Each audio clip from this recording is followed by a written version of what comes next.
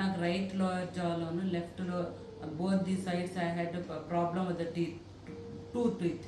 It was removed, and after that they have implanted, and after giving a substantial gap again they have given a good tooth on it. It was very good. For the root implantation, for teeth implantation, I suggest this Prashant Dental Clinic. నేను ఈ క్లినిక్కి నా tooth పెయిన్తో problem వస్తే check చేశారు. Check చేసి ఒకదానికి root canal చేశారు.